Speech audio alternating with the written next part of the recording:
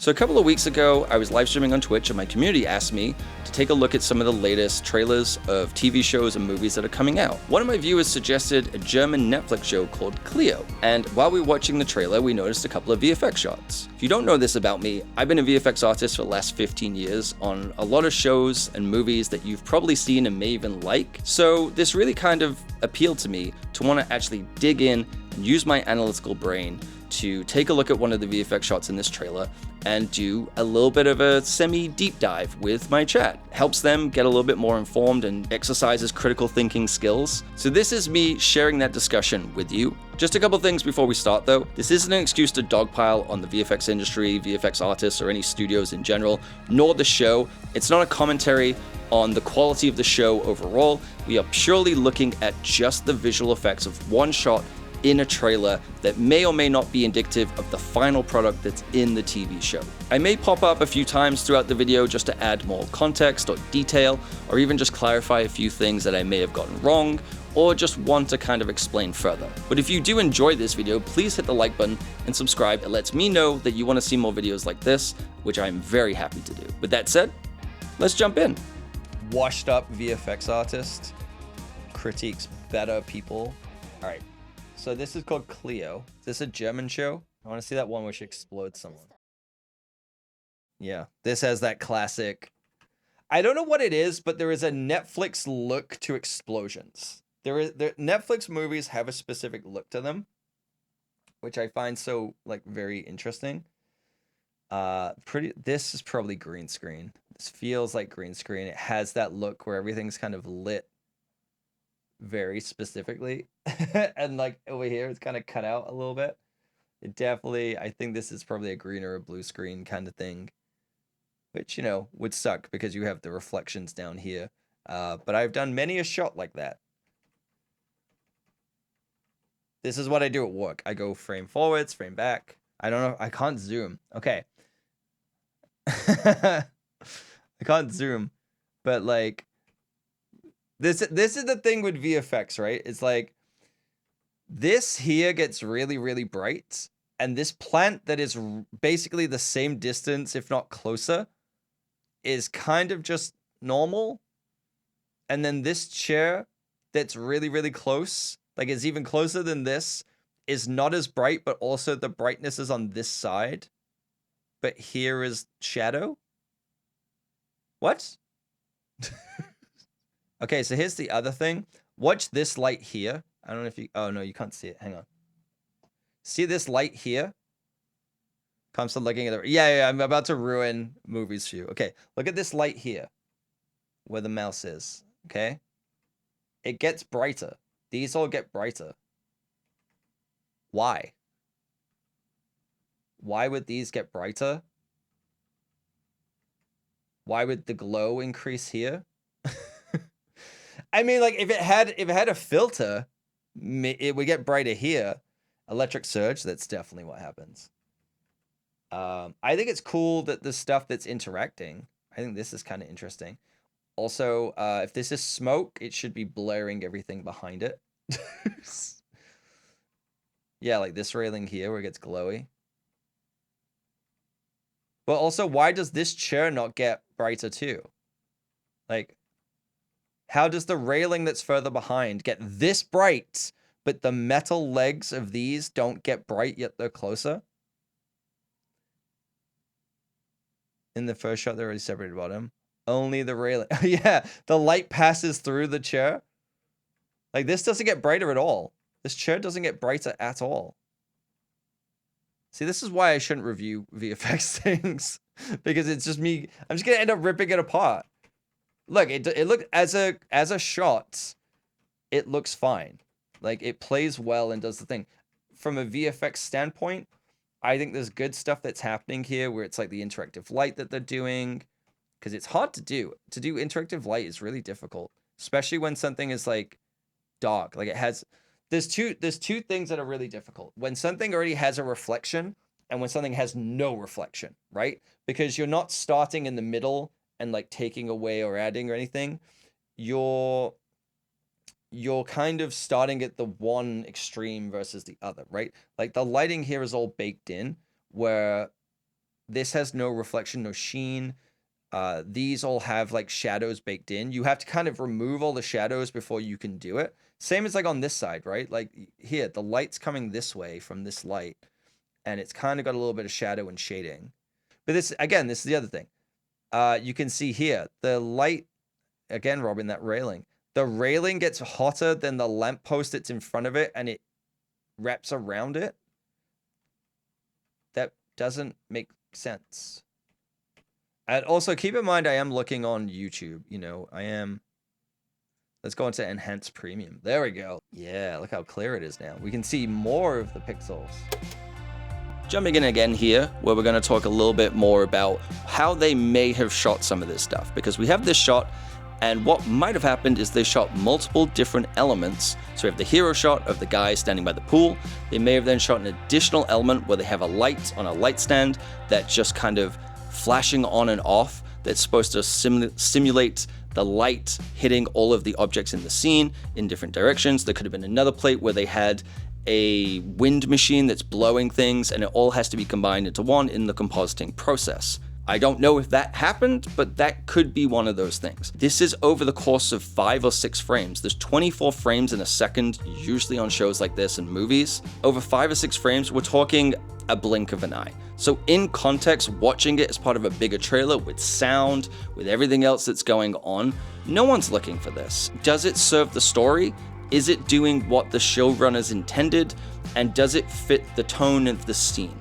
That's what they care about. These other things can be fixed later on. It's not that big of a deal, and most people won't notice it unless they're doing what we're doing here, which is being very pedantic and going through frame by frame. Some things also may not need to be absolutely 100% photorealistic because they're going for a slightly different tone, a more stylized tone, a comedic tone. And there's a lot of creativity that comes into filmmaking that you aren't always trying to stick as grounded and as close to reality as you need to. You're trying to serve the story and tell the best story that you can. And some of these other things just don't matter as much when it comes to that. Here's the thing to keep in mind when it comes to shots like this. It is very easy to stand at the finish line and look backwards, right? There are so many things going on in this shot that they probably had to deal with to get it out the door, to get it on time. This is one of probably 1,000 shots. The artist was probably had 30 to 50 shots on the plate that they were doing. It was probably a smaller team. You know, there's so many things to do with it where it's like everything's baked in to the shot. So if you're having to make everything really, really bright from an explosion, this person, you have to sell it that they are exploding and exploding outwards. You're trying to sell an explosion. So it's like, if you look at this in an analytical-esque kind of way, the first things, or the things that would get the brightest, are things that are metal, right? So this is a metal railing. Also, I'm pretty sure I can see a roto error where it cuts in. It cuts in. You probably had to key all of this. It could have been green screen. You have green palm on green. It looks like a green screen shot. It has the feel of one. And so you have to put the background in. You've had to rotoscope all of this. You have to like separate it. You have to create, you know, maybe there's like 2 different plates that they shot where it's like the wind is blowing this way to get the interaction and that way. And, you know, you're stitching multiple plates together. You've got to add all of this brightness and bloom that's going on. So it's like what's happening is it's acting as if there's a filter in front of the lens. So as that's getting brighter, it's kind of flashing the whole frame and making it brighter. That's where it sticks out to me here. Of like, it doesn't make sense because everything should be getting brighter, not just these specific things. Again, like up here, there's like matte lines, or is that supposed to be smoke maybe? Yeah, there's like a layer that just like turns on of smoke here, and it has like weird lines. And like I've done a bunch of, because like no one is doing this. No one is doing frame by frame analysis like this. You can see it here as well. Look at the tree. The tree separates out, but they didn't paint out the original palm. Like what they've done is they've cut it. They've done it here as well. But like, yeah, if you look at this kind of palm tree here, like you can see it. They separate out and they move. You can see it ghosting. Like there's ghosting on this one, right? Like it's blending between two frames. You can see it all along here because they're trying to simulate fake movement in 2D because it's not CG. A trailer is not always indicative of the final product that you will see in a TV show or movie. Often these are delivered months, weeks, way before the final deadline of a project for marketing purposes, and at that point, those shots might still be in a work in progress stage. Usually visual effects shots are delivered at multiple stages of a work in progress, a creative approval, and a tech check final. So these shots would probably be delivered somewhere between work in progress and creative approval. We do it this way because we don't want to take a shot all the way to final, spend all that time, spend all that money just to show it to the client and they have more notes. That's a lot of work that you have to scrap and start over.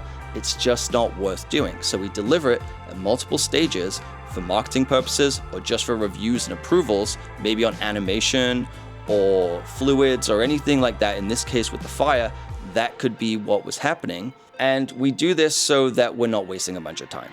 So this might not be how the shot looks in the final version of the show that is on Netflix, or it could be so early to project that they haven't got to the tech check process yet, and that hasn't been done. So there might be some little errors and artifacts that's still yet to fix that the casual viewer won't notice, but if you're going through frame by frame, you might pick it up if you know what you're looking for. And if it is the final product that's in the show, it could be due to a number of reasons. It could be time, it could be budget, all those kind of restrictions. It could be a very, very small team doing a lot of shots, or a small team doing the shots in a very compressed amount of time. We don't know the budget of the show. We don't know the whole process and the production and everything that comes with that. There are so many variables that can affect the quality of the final product that have nothing to do with the artist in and of themselves. No one watching, like if we go back, let's go, no one's paying attention to that. You know, no one's looking at that.